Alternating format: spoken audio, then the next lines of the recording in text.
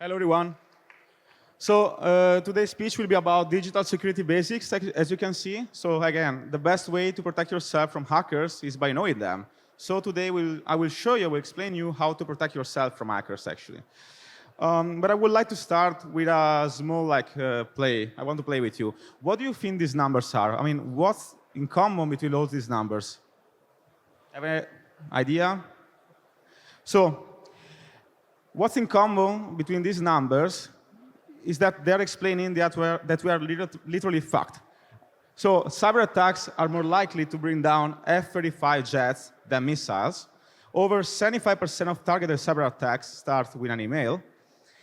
53% of adults admit that they don't know how to protect themselves from cyber attacks, and 91% of people know the risks of reusing passwords, but still, 66% of them, they do it. So threats everywhere. But let me introduce myself. I'm Riccardo Masutti. This slide was different when I prepared it, so now it looks like different. But here you can find all my social media accounts and my PGP key if you want to contact me in a confidential way. Security, like privacy, is a process and not a purchase. So there's no way that you will ever find a single software, a product, or a service that will protect you from every kind of attack. So you have to think about security as a chain composed by multiple layers, and you have to make sure that the whole chain is strong enough to protect yourself from cyber attacks. So your goal and your objective is to build the best chain for yourself based on the skills that you have and the topics that you know. So let's start by the base layer. The first part of the chain is the operative system. So close windows and open doors, guys. So imagine that like 83% of malwares are built for Windows computers. So just if you're not using Windows and you're using like another operative system like macOS or like something better, even like based on GNU Linux, you are literally protecting yourself from most of the cyber attacks and the malwares that are being written to hack people. Imagine that, again, as you can see here, like 80% of malwares is written for Windows, Windows operative system. 11% is for browsers like Chrome, Firefox, etc. 3.24% for Android, and 1.91% is for other like operative systems and software. So again, this is the first step actually. Close windows and open doors. Choose something better as your main operative system. Nowadays, even new Linux-based operative systems are easy to use. Most of us are using like a computer to do some emails, to prepare some documents, to look for videos about cats on YouTube, and some work stuff. So again, we don't really need a specific operative system as Windows or macOS, because most of us are using the computers in the same way, to work, to get entertained, and maybe also to like do some Bitcoin transactions. Another thing is about the passwords. Do you remember that 66% of people are still using the same passwords from different accounts, different software, and different websites in the internet, and it's crazy. So yeah, probably we as tech guys, we failed. So we didn't really find a way to help people and to help non-technicians people to log in a safe way to a specific website. So most of the people nowadays, what they're really doing, they are like writing different passwords, which are not that secure actually, and they're saving them in a like piece of paper because they understand that by using the same password, you're doing something wrong, right? But luckily we have a type of software which is called a password manager that helps us to create and manage all our passwords in a safe way, in an easy way, and in such a way where we can create like infinite kind of passwords, and we don't know even to remember most of them. But again, now there's a question, right? What kind of password manager should I use? Honestly, I wouldn't trust like cloud password managers like LastPass, because again, you want to improve your security, you want to use like a password manager, but still if you're using like a cloud-based one, you are trusting them. So like one of the main mottos regarding Bitcoin is don't trust, verify, right? So we shouldn't really trust third parties. We shouldn't trust even password managers, and in this specific case, cloud-based password managers to manage our passwords. And what I advise to you, which is the most simple thing that you can do right now, is to use a technique called diceware.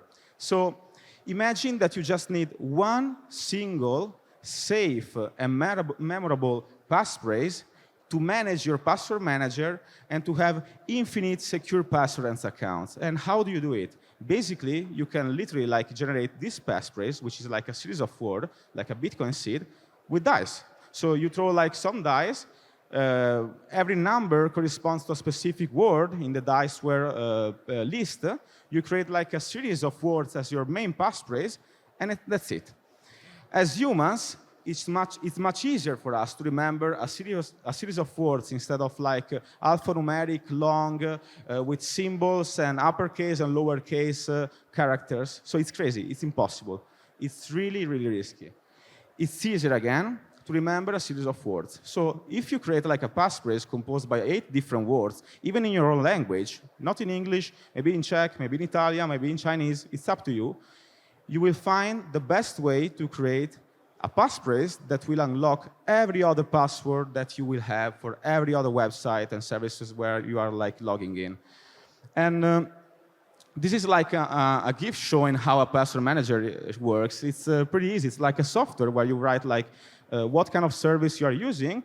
You put like the URL, the username or email, you generate a password, and then you save it. So there's a software that can do it for you. You don't need to write every single password that you have in a piece of paper and try to, like create the strongest and longest password composed by numbers, uppercase letter, lowercase letters. It's crazy. So you can use software nowadays to simplify this process. These softwares are called password managers.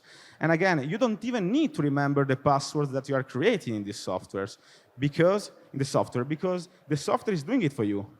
You can just copy and paste the passwords, or you can even integrate like some extensions where if you're like logging in this example in an email account, automatically the password manager will insert the password for you.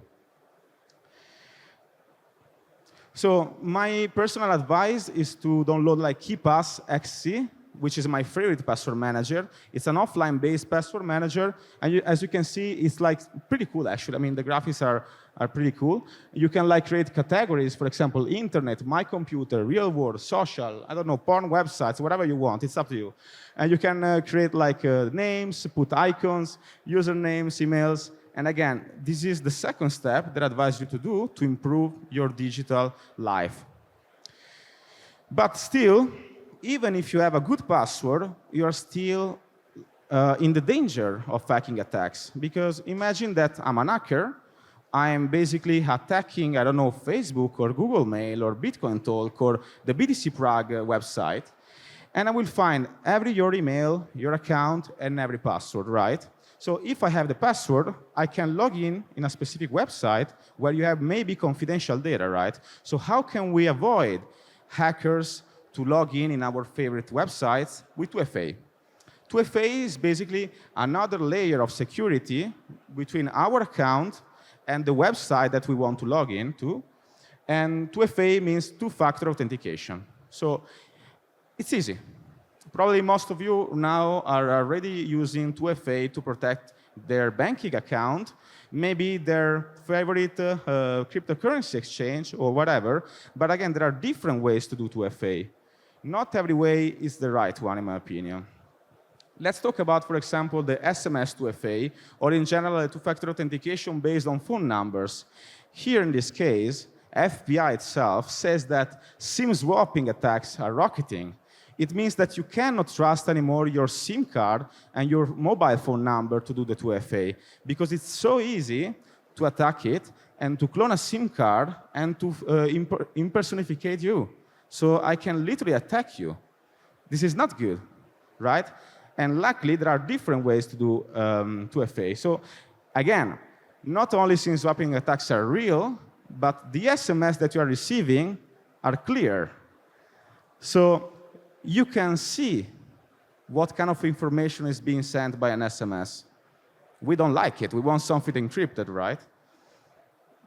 So again, there are different ways of doing 2FA: SMS, application-based, push-based, and hardware-based. Let me tell you why I don't like the first three ones and I like the last one. Because if you want to enable the SMS 2FA, first you need to have coverage with your mobile phone. Second, you need to have like your phone up. The battery must be up. So if you don't have coverage or if you don't have enough battery, you can't log into your websites anymore, right? The same with application 2FA. Imagine like Google Authenticator or Authy or any other kind of 2FA software. If you don't have the battery, you can't log in. If you lose the phone and you don't have a backup, you will lose your access to your websites. Not good. Then there's the push-based 2FA. So for example, someone wants to log to your banking account and there's a notification popping up in your iOS or Android operative system, and you have to tap it to enable and to approve the login. Again, you need to have coverage, and you need to have battery. And then luckily, there's the hardware-based 2FA, which are basically simple, like USBs, like these ones, that you can use it everywhere. They don't need battery. You don't need coverage.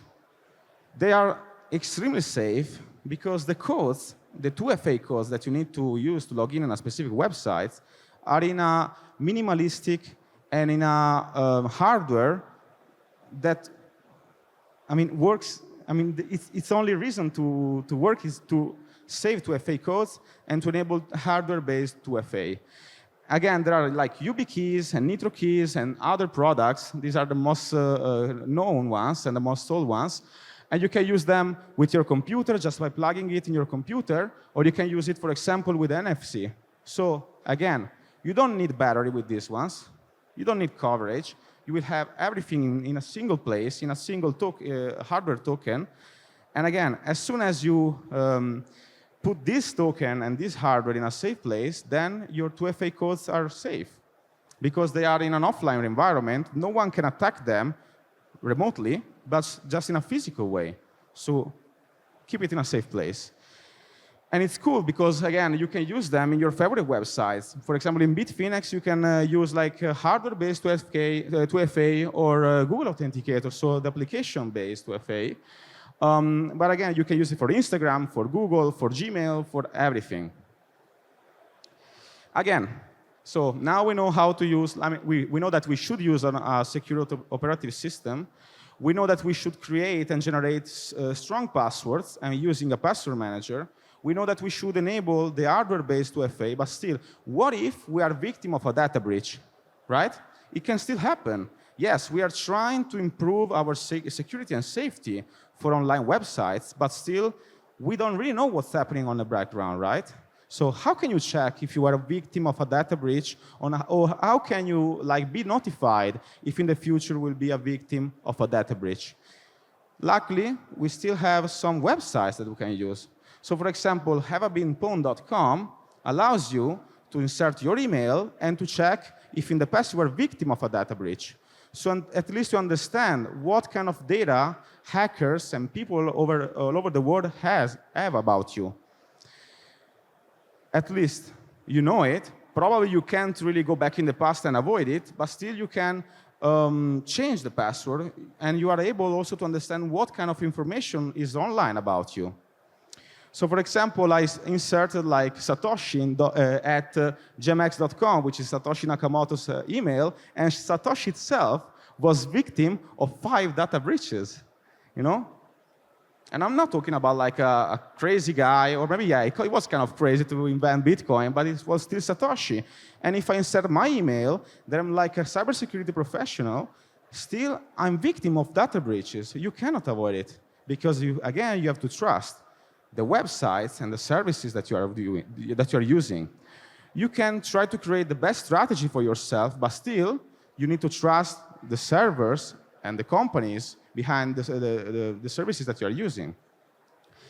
And again, you can check what happened in the past, And you can also be notified about what will happen in the future. So for example, if your email or your phone number will be part of a specific data breach, you can get notified by have been pwned and react and change the password. And again, securing your digital life in a better way. Then there's the DNS, another easy way to avoid malware and to avoid cyber attacks. How? DNS stands for domain name system. So basically, every time that you want to connect to, I don't know, like google.com or btcprague.com or bitfinex.com, tether.io, whatever, you are literally requesting a DNS, what is the IP, the server, behind that specific domain. You are doing this request, and then the DNS gives back to you the IP address where you need to connect to, right? Luckily, we can use DNS to avoid malware, and to avoid also adware and trackers all over the internet.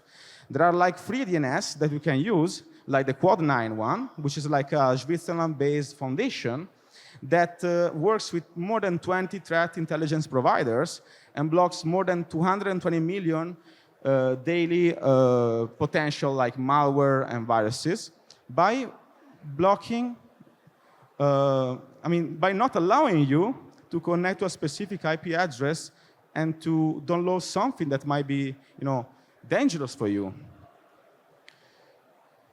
Again, you just need to change a couple of numbers.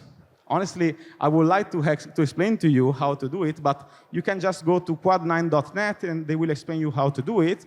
And just by changing these numbers, you're literally protecting yourself from accessing to malicious IP addresses and malicious servers that might contain malware or might contain adware. And we can do almost the same thing by changing a specific little file inside our operating system called the AUST file. And the AUST file almost does the same thing that a DNS is doing. So it's basically mapping host names with IP addresses. And for example, we can download a list of potential and known malware servers and websites, and also websites or servers that contains adware and trackers.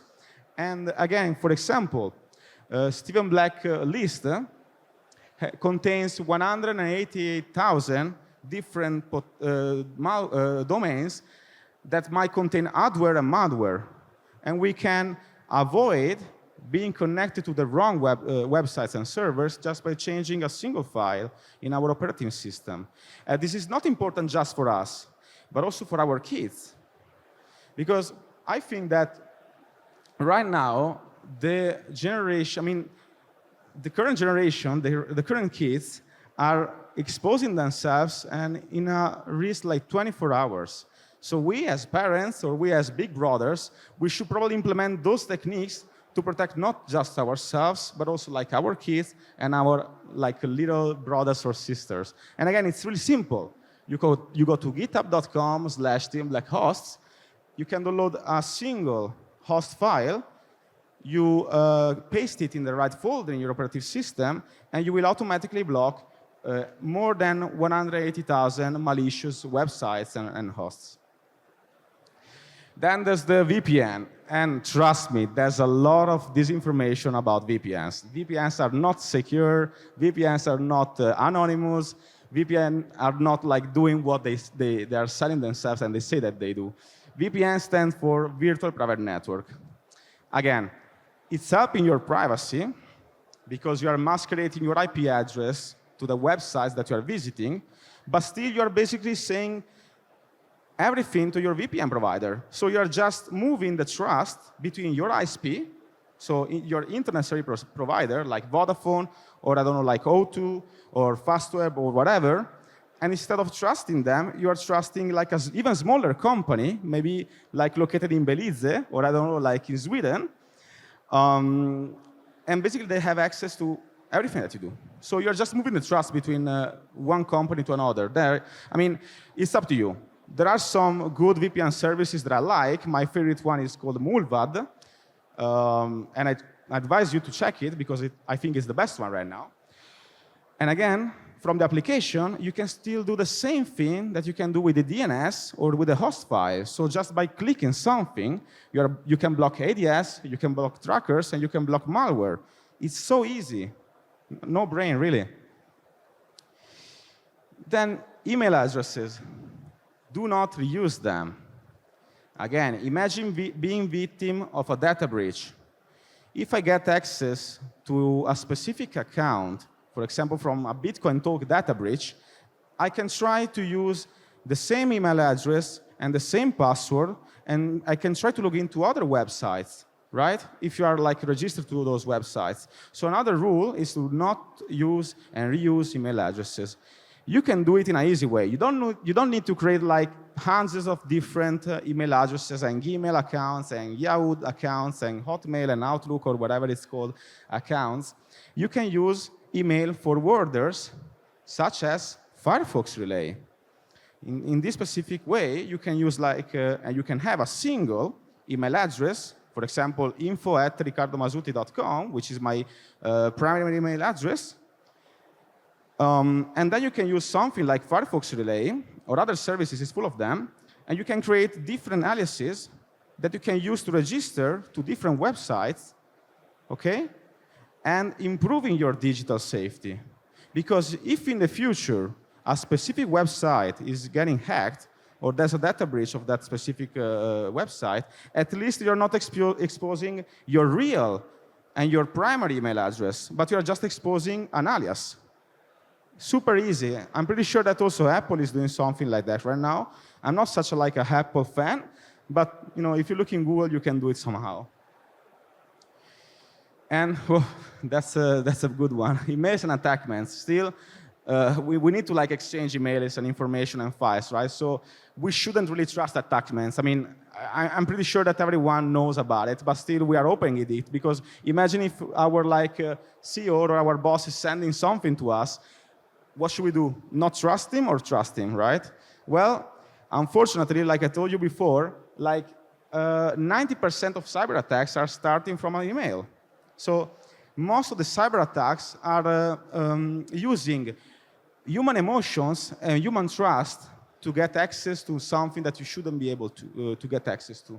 So you can have a multi-billion corporate cybersecurity spending, and then there's a user with local admin rights that opens an email attachment. And you basically destroy the whole cybersecurity strategy just by opening an attachment.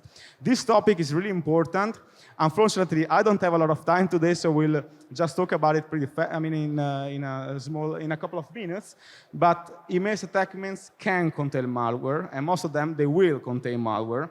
And it is important to confirm who sent the attachment, why they sent it, and what they will do, and what it will do before opening or downloading it. There's a website here, so cloudflare.com/learning, etc., that helps you to understand how to avoid opening potentially malware attachments, attachments that contain malwares. So take a look at it. Again, phone numbers.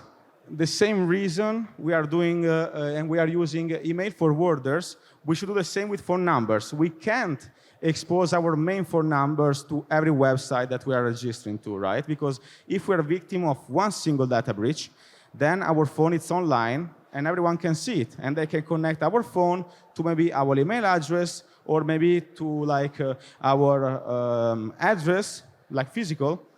And this is not rare. Actually, 1 year ago, Ledger, okay, the hardware wallet producer, was a victim of a data breach attack. And basically, hackers expose, publicly, you can literally download the file right now. It's online. And you can see names, surnames, phone numbers, emails, physical addresses. It's crazy. I don't like the idea that everyone knows that I'm a Bitcoin user and they know what is my main phone number, my main email address, where I'm living, etc. So again, you shouldn't expose your phone number everywhere. Luckily, you can use services as SMS for sats that allows you to pay a Lightning invoice and pay with Bitcoin to have temporary and fake number that you can use to register to websites if they're asking for a number, or if they need like a phone number to validate your account. Don't ever share your main number. You don't have to. Also, you can buy anonymous eSIMs. In the same way, with silent.link, for example, you can pay with Bitcoin and get a fake number which is not like related to your name and surname. It's legal in some jurisdictions. Then there's the encryption of confidential information. Privacy and security are really close to each other. So if you can, in your websites or like services that you are using, check if you can encrypt the data that is being sent to you by the service provider. For example, in Bitfinex, we allow people to encrypt every exchange of information and email between us and the final user. This is really important because, again, if a hacker gets into your Gmail account, at least they can't read what you are doing with Bitfinex. They can't read your Bitcoin addresses. They can't read your financial information. You are protecting yourself from these kind of attacks as well, and you have to. The same thing applies to whitelisting. You can whitelist IP addresses or not. So, for example, you can say that to Bitfinex or Gmail, only IPs, only specific sector IPs can log in. And this is extremely easy to do and important. And then there are P2P applications. Again, there are alternatives to Google Meet, to Zoom, to Jitsi, and whatever. For example, with the Phoenix Group, we are working on Kit, which is like a pure P2P application that doesn't require you email addresses, no phone numbers, no servers. So you are literally not exposing anything to any third party when you are communicating with your friends or your wife or your husband. There's no middleman between you and your peer. That's why it's called peer-to-peer. So you can exchange files privately, peer-to-peer, and you can say also a big fuck you to the third parties that basically are not allowing you to send a specific file or series of files. Then there's USB condoms and detectors. Imagine that I'm an hacker. Here it's full of Bitcoiners. The best thing to do is to let some fake and potentially malicious USB cables around the seats here. Probably one of you will pick it up and say, oh, wow, I got a new USB cable. You know, it can contain a SIM card inside. Who knows? It can be malicious. So what can you do is to first not take USB cables, and even if you don't trust them, or maybe you find a battery plug where you can charge your phone, you can use a so-called USB condom to protect yourself the same way that you can protect yourself when having sex. So always protect yourself when you have sex with strangers, and always protect yourself when you are using strangers' USB peripherals or batteries. There was a video here, but we don't have enough time, unluckily. And you can do the same thing. You can protect yourself and your data with Faraday bags and RFID protectors. You can put for example, your hotel card, your credit cards, your USB keys, YubiKeys, NFC stuff, especially in a conference like this one. And then there's advanced stuff. I would love to talk about it because that's exactly what I'm doing. I love to talk about advanced stuff, but I don't have enough time. So I like to tell you, and I would like you to go back at home and to think about what we discussed today: DNS, password managers, 2FA, not reusing email addresses and phones. But if you have time, take a look at CubesOS, which is my favorite operative system. It's the most secure and safe operative system right now. Tails, which is another security and privacy and anonymous focused operating system. At Core Boot, Pure Boot, Heads, or what else? Graphene OS, the most secure mobile operative system right now. Calyx OS, an alternative to it, which is really secure. OpenWRT, DDWRT, DNSCrypt, and much more. There's a lot of things happening in the security industry. Now it's your turn, because again, the 5 most efficient cyber defenders are anticipation, education, detection, reaction, and resilience. And do remember that cybersecurity is much more than an IT topic. Thank you.